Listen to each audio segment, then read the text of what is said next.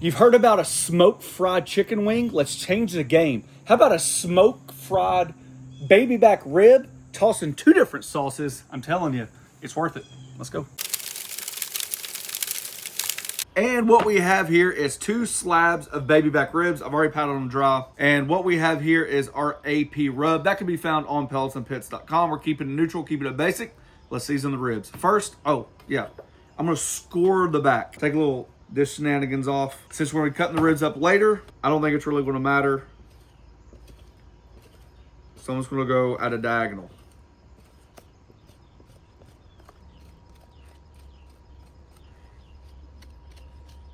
Presentation side down last, so we're going to season the bottoms first. No binders, nothing like that.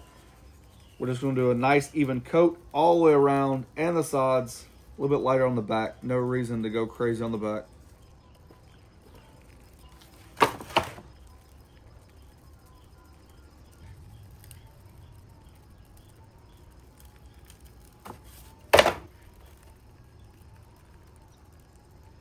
We have our Traeger rocking at 225 degrees. We'll put it on smoke mode. I'm gonna let this sweat in for about 15-20 minutes.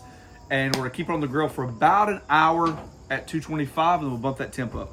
This is smoking pecan. It's not a sponsored video. However, I would like to shed some light on it. I talk about them throughout the year. I've used them for over a year. They're a 3rd generation family ran business. And the ironic thing is it's almost like lightning in a bottle. Quick story. The guy owns a ton of pecan trees, sells his pecans, didn't know what to do with the pecan shells. Ended up finding a way to use the pecan shells only as a fuel source. And that fuel source turned into pellets, and pellets turned into like a fantastic way to smoke your meat. It's really neat. I'm glad I got into it when he sent me a box like a year and a half ago, and I've been hooked ever since. If you guys are interested, we have a link listed down below. One of the biggest differences I can tell you, I'm not a scientist. You guys know I stumble over my words all the time, and I'm not the smartest tool in the shed. However, it really comes down to the basics. Since it's made from the shell, if you do your research, it's stronger, it's more potent. Like there's a lot of like oomph there too. So he doesn't add the wood or anything like that. It's only pecan shells. And like I said, it's actually because he's got so many of them, he had to find something to do with them. So if you guys are interested, check the link out below. For the orange sauce, we have some orange juice, some fresh orange, some orbital chilies, fantastic spice, and a little orange liquor. I happen to have some Grand Marnier. To extract all the juice possible, I'm simply just going to take the orange completely out. We're going to blend them up and then strain them.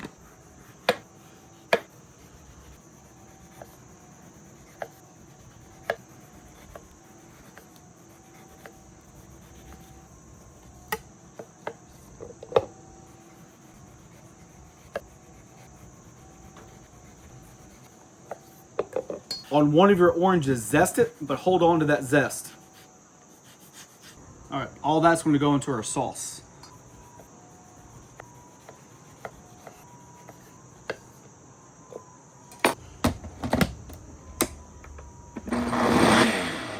Can you omit this step? Absolutely. My wife said, why have fresh and fresh squeezed? Do we really know what goes in the box? It's just one thing to open up a fresh orange, peel it, zest it yourself, to have that fresh flavor. It's up to you. You can do it the way you want.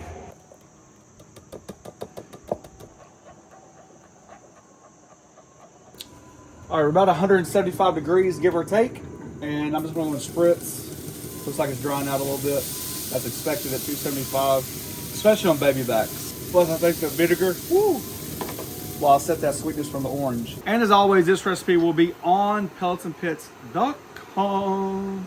2 cups, fresh or however you want to do it, orange juice. It's supposed to be a half a cup. That's where that zest comes into play. Those orbital chilies, if you like it spicy. I'm going to hold off on the sugar because I want to reduce this a little bit. We're going to need a little bit of sauce to be able to toss those ribs after they fry.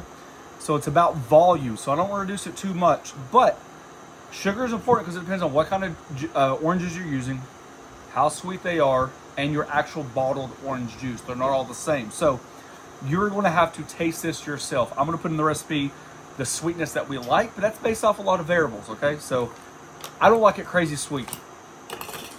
Just a neutral. Cornstarch and a little bit of water. This is called a slurry. This is all that cornstarch in the water. We've had this simmering for about 5 minutes to open up those orbital peppers, bring it up to a boil, and we're gonna start thickening it. I have not added sugar yet because if you add too much slurry and it's too thick, you might have to thin it back out and vice versa. So add the sugar at the very end. Starting off with 2. That sugar will also help thicken it up. You can add like hot honey if you wanted. You could add just regular honey, brown sugar if you wanted to. Yes, I'm double, tripling, and quadruple dipping. It's just me and the wife eating it.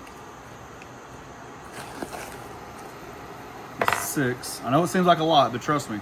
Depending on your oranges and orange juice and how sweet you want it. I don't even like it too much sweet. That's going to be it for me right there. 8 tablespoons total. Half a cup. And that's a good consistency right there. As it cools down, it will thicken as well. And just like that, our ribs are done. Now, these are baby backs. So I only brought it up to about 195 degrees. Typically somewhere the sweet spots like low 190s to low 200s, somewhere through there. I don't want to go too high because when we fry, that temperature can jump up there really quick. I'm just gonna let them rest for a little while. I don't really want to bring them down to like 140, but let's let the temperature start dropping a little bit and then we'll be able to cut into them. While that's going on, we'll get the oil ready and get our dredge going. Almost out of flour. Just estimating, eyeballing. 1 cup flour. You got to get on board with the rice flour, I'm telling you. Half cup rice flour. And about 1/4 cup of cornstarch. And we're just going to give that a mix. All right, both ribs are done. The oil is up. Now, as I mentioned, I didn't want this to cool off too much because you're actually relying on that fat from the rib to be your quote unquote moisture to coat the rib. So I'm only going to cut 1 rib at a time. So the other one can just stay intact. Well, I'll tell you what. I mean, should we try one right now? I'm going to, that's for dang sure. I know there's not going to be a lot of people out there that agree with me, but the more I cook pork, the more I like 275. I know people want to go 225 low and slow, but there's just something about rendering that skin to make it crispy that I like. All right, so here we go. Rib, you guys know the drill, right? That's all we're doing. No moisture at all, like a batter or anything like that. I don't want to like over fry it, right? Just like that. Or over dredge it rather. About 350.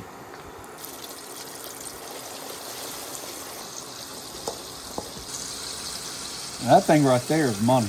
That's juicy. Look at that thing.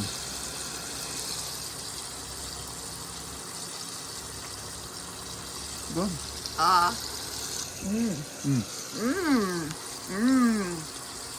Yum. They're good just like that.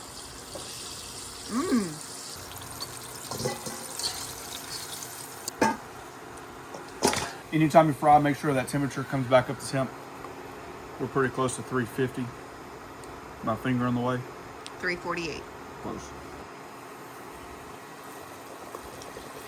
Theoretically, your temperature in the oil should not drop that much because your ribs are up to temp. It's not like frozen or refrigerated, so that should help you maintain your temp pretty well.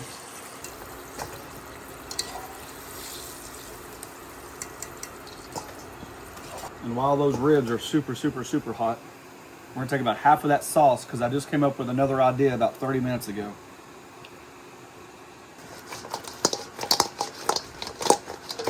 And smell that orange liqueur. Ooh, that thing smells good.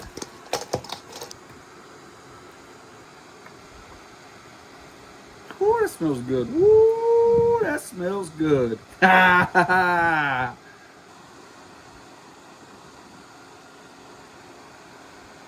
We're going to fry the next batch, same as the first. Last batch of ribs coming out, and this was my last second idea. All right, got some orange, maybe like a 1/4 cup. I got this Blue Hog Tennessee Red. Now, all vinegar sauces, I've explained it several times, are different. So you can't say that yours is the same. Some are very vinegary, some aren't sweet, some don't have the heat that this does. You got to balance it. But let's say about a 2 to 1 part. So let's say 1/4, half, something like that. Okay, give this a try. It just came to me with that vinegar and the sweetness from the orange, that color combination too, as thin as it was. I don't know. That's what cooking's about. Yeah, but I'm not sticking my finger in the hot pan. Oh, you're gonna let me taste it? No? Well, hon, you're just gonna have to trust me. You'll taste it on the ribs. Oh, that orange barbecue sauce is on point. GBO, baby, if you know, go big orange. Ooh, this might right here wasn't me a competition. All right, I don't remember which one's which. They both smell the same. That liqueur comes through there a lot. Which one's which? This one might be the, so this is just the orange, I think. Maybe.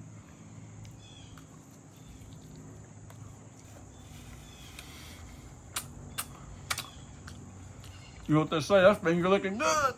That's pretty cool. Ooh, that orange is good. Subtle. Subtle, but that deep fried ribs where it's at, son. That's a southerner's dream right there. And northern folks don't know anything about it. We'll fry anything down here in the south, even good barbecue. The ribs were fantastic before you fried them. They're still good after you fried them. I actually went with the baby back, so I thought there might be a little bit more meat than the spares. But if you think about it, you probably want the spares because of fattiness, but each their own. Yeah, this has barbecue sauce in there too, and I thought this would be a good one. Oh, a little more depth of flavor, different. Let me try that one. That's legit. Oh, that orange where it's at. If you guys haven't jumped on the big GBO. Ooh, I like that one with the barbecue sauce. With a GBO wagon yet, you should. Oh yeah. Recruiting Tennessee fans. You need them. Well, one person at a time. Friends for a part was open. Man, that's good. It's so different. Here, let me have another bite. I definitely like the one with the barbecue sauce because I feel like since they're ribs, like my mind is like, it should be barbecue. I do like this method though. I do really like the method of smoking and then frying. I love this method. If you guys have done this method, comment below. It's pretty neat. The sauce seems to stick a little bit more. It's almost like, I don't know, this is really fun to do. The flavor, I like it. The texture, I'm all about it. It's pretty neat. I was waiting for you to say something because typically by this point you've already said a couple things. All right, guys, there you go. I did. Thanks for watching. Don't forget to press that subscribe button, pound the notification button, share it with your friends. I do like the one with the barbecue sauce. I'm gonna go for the one with the barbecue sauce for sure. The orange needs to be a little bit more intense. I really, really like the smoke fried method though. Like it's a winner. This should be Alabama white sauce. That's what we should have done. Smoked fried with Alabama white sauce. Why didn't we do that? Coming up.